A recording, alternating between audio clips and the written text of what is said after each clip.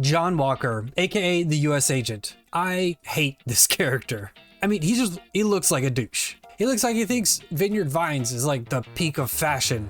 Or if he gets into a street fight, at some point he'll scream, "Do you know who my father is? Do you know who my dad is?" Anyways, let's review the card. Isn't worth it. What's up, nerds? Let's jump right in. US Agent is a 2 energy 3 power card that reads ongoing. 4, 5, and 6 cost cards here have -3 power. Overall impressions of US Agent: he seems like a really great card in theory, but probably not in practice. Now, I'm getting this from basically what we've seen with Man-Thing. Man-Thing and US Agent are respectively very big power swings for the energy input, especially if you play them right or you surprise your opponents with them. But in reality, how big of an impact has Man-Thing been to the metagame? Almost none.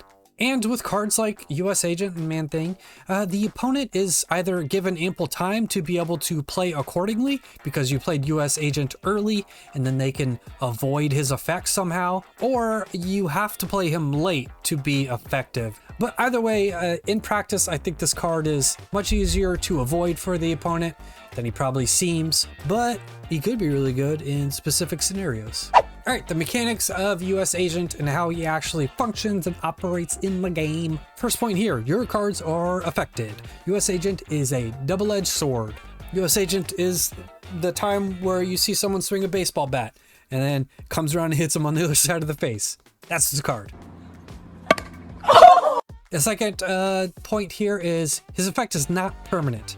It is ongoing, so it doesn't permanently reduce power like something like Celine or Hazmat. The third point here is I just wanted to bring up there's only one counter to this card, technically, in the game, and his name is Luke Cage. Yeah, overall, if you have a question about like how US Agent works or how he's going to function with certain locations and blah, blah, blah, just default and go, well, what has Man-Thing done when I've played with that? That's what US Agent will do. All right, what are the good things about John Walker here? The first point here is it's a deceptively big power swing. 2, 3, it's like, fine. And then every 4, 5, and 6 cost gets -3.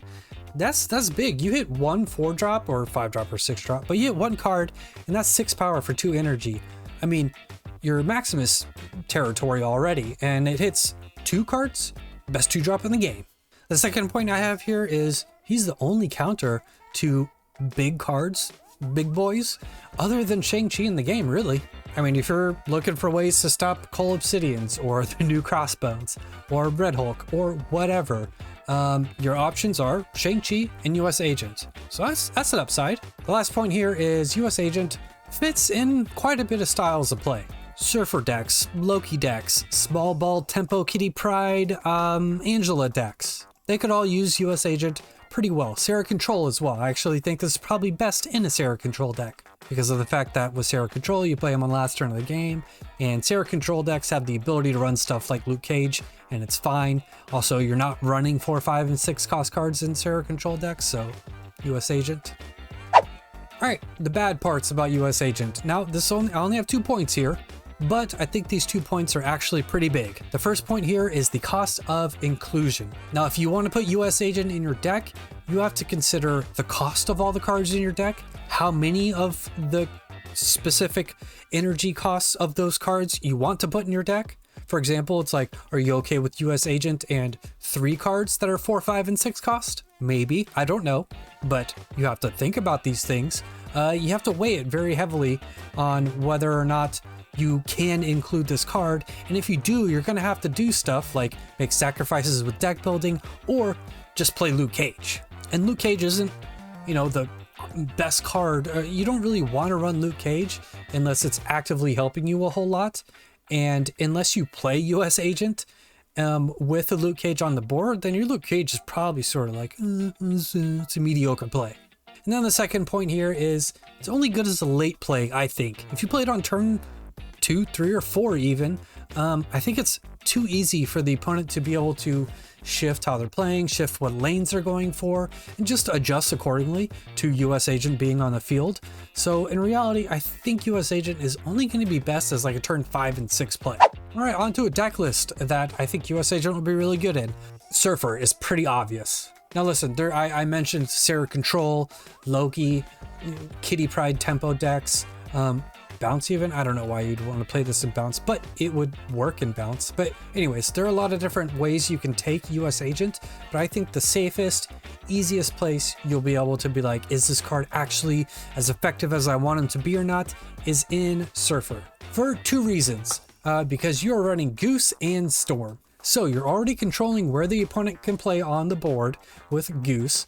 If you play Goose at a location, the opponent can't play big cards there, so you know where to put your USAgent. Goose in one lane, USAgent in another lane, and then maybe Storm on the 3rd lane. That's pretty nasty. It really is gonna frustrate people. And then aside from that, you have Luke Cage to counter your Lizard, counter your USAgent effect. You know, maybe you don't want your Sarah to get hit. And Luke Cage is a 3 cost, so you might as well run him. Then we got Brood, Fill Up Lane, Gladiator, Sebastian Shaw. Those are all the ways you get big in specific lanes. And then, like I said, Juggernaut and Storm can just outright win lanes there. So actually, I think literally this deck, card for card, could be very, very good for USAgent as soon as it comes out. All right, on to the recommendation on whether or not you should get USAgent. So it's a Series 5, so for 6k tokens, I cannot recommend getting USAgent just straight up with tokens. Yeah, he'll be a stellar card in some scenarios. He will definitely make Surfer a lot better. He'll make Cerebro 3 much, much better. But the impact on those decks for 6k tokens, I don't think is worth it. So it boils down to, should you use keys and spotlight caches to get USAgent? Now, here, you could get Jeff. So if you don't have Jeff, absolutely open all 4 to get USAgent and Jeff. I think you're going to be super stoked with that because Jeff is the most flexible card in the game. You can put it in any deck and it's usually an okay choice. And there's no replacement for Jeff. There just isn't. So if you don't have Jeff and you've been wanting to get him, now's your chance. Go for it. Use those 4 keys. Mirage, on the other hand, there's replacements. You could do Cable, Sentinel, Maria Hill, Agent 13 even. Whenever you see Mirage, you're like, I don't have Mirage. There's lots of replacements for Mirage, but for Jeff, there ain't none. All right, that's the video. Super interesting card. Like I said in the beginning of the video, I think this card has the potential to be very strong in certain scenarios. It's just we've seen cards like this exist already, and they haven't had the impact people thought they were going to have because of just the opponent knowing what to do when they see the card hit the board.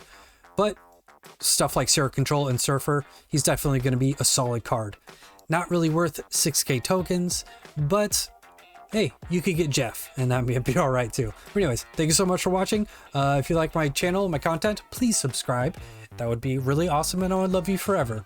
Also, if you want to support me at all, consider becoming a member of the channel. Priority reply to comments. You get cool emojis you can use in the comment section below. But that's it. Thank you so much. Later on, nerds.